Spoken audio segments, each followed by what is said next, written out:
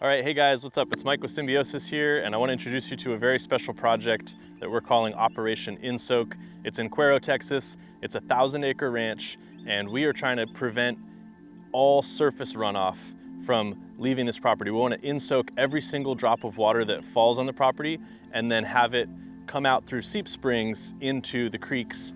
And so everything goes through the ground before it pops out in the creek. Our potential capture here is 432 million gallons because it's 1,000 acres and we get on average 36 inches of rain a year. We're super excited to be working out here on this piece of land that's been managed very progressively with regenerative practices by our client Jason for I think going on 10 years now since he started getting into this stuff, and he just keeps learning and trying new stuff. So he's doing rotational grazing. All the trees that you see on either side of the road, he grew those in his own nursery and planted them out here. He seeds cover crops every year, and he's hiring us to do a bunch of water cycle enhancement projects now and in an ongoing manner until we get the whole 1,000 acres to a point where it's just a giant sponge for rainwater. And then that's gonna increase the plants, and it's going to increase how fast they grow and the biodiversity, and then that's going to have a trophic cascade on everything else. But we start with the water and the soil, and then everything else responds to that. This is part one of a three-part series. In this episode, Mike will tour the property and explain the challenges we face and the objectives of this project. And in episode 2, Mike and the team will explain our designs, solutions, and implementation of our plan. Lastly, in episode 3, Mike and Jason revisit the property a few months on after some rainfall to check in on how things are progressing and how things are working. This video is made possible by our patrons. Their support allows us to continue to share our educational resources, knowledge, and make these videos for you to enjoy.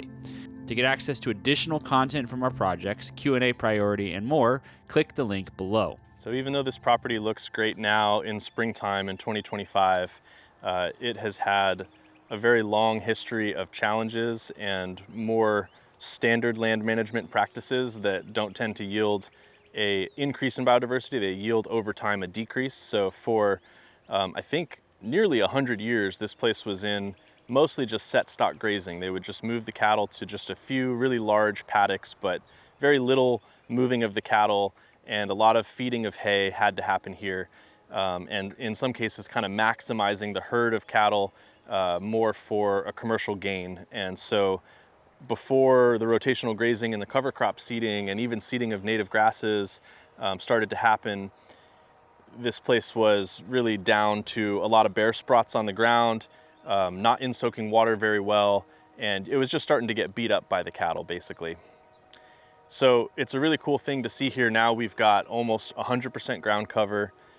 When the cattle leave a paddock, there's still plenty of grass for regrowth, so it's not being eaten all the way down to the nub, but it's being eaten very non-selectively because they're in a small enough area that they still need to eat everything and not just the ice cream plants.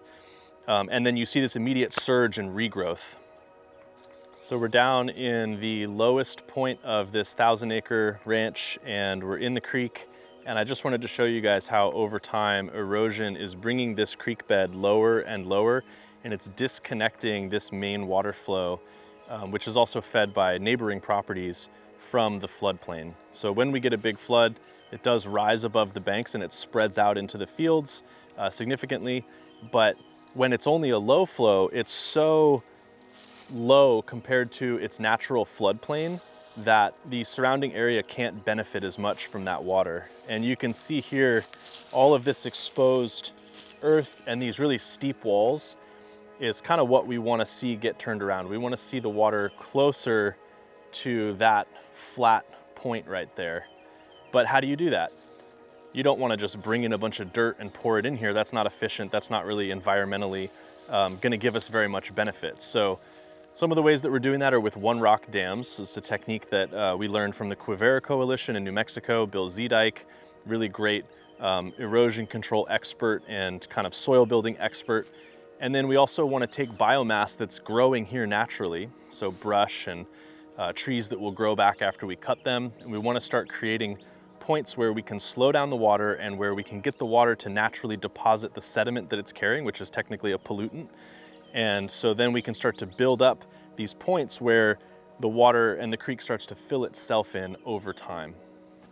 Yeah, this is such a great example of how roots hold the bank here. So without these roots, all this soil would be gone. And this is a natural place where the creek kind of scours out because we're about 3 feet deeper than most of the rest of the creek bed.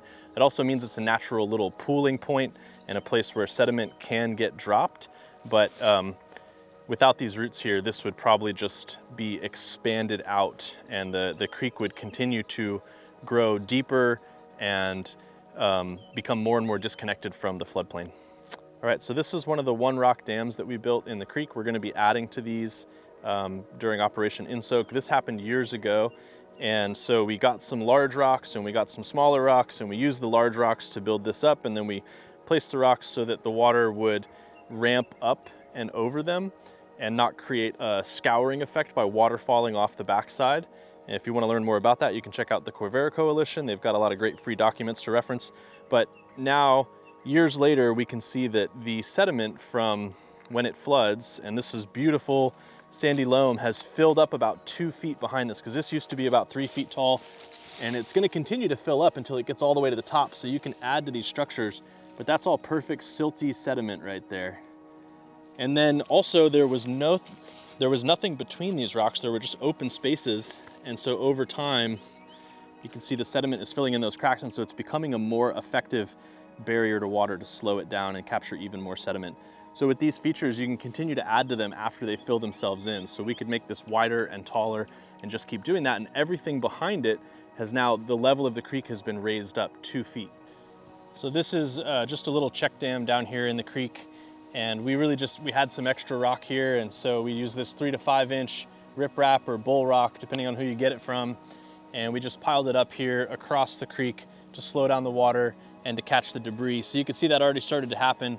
And we're actually noticing an interesting thing about these is that they function both ways. So when this creek really flows, it's gonna back up water this way because the upstream is that way. But when we just get enough rain to just wet it down, some water comes down off of the main driveway in the fields and it actually pushes material this way. So it's getting filled with debris and sediment both ways. And then as it does that, it becomes less porous and it becomes more effective and more permanent. And over time, it will actually build itself up higher. So it's like a self-repairing, self-building feature. So this feature is a Zuni bowl that was invented or coined by the Quivira Coalition, Bill Zedike, and we put these in where there's a head cut. So we've got a lot of water coming in here. It's about to drop down into the creek, and it starts to make a steep drop off, and then that water starts to scour out, and it'll dig this back, and then more will collapse. And so it continues to erode and move back into the field, and that's how you get these really deep erosion channels. So one of the best ways to stop these is you take some rock. First, we dig it a little bit to make it less steep, so we start to make it more of a nice gentle ramp, and we make it more of like a half bowl shape.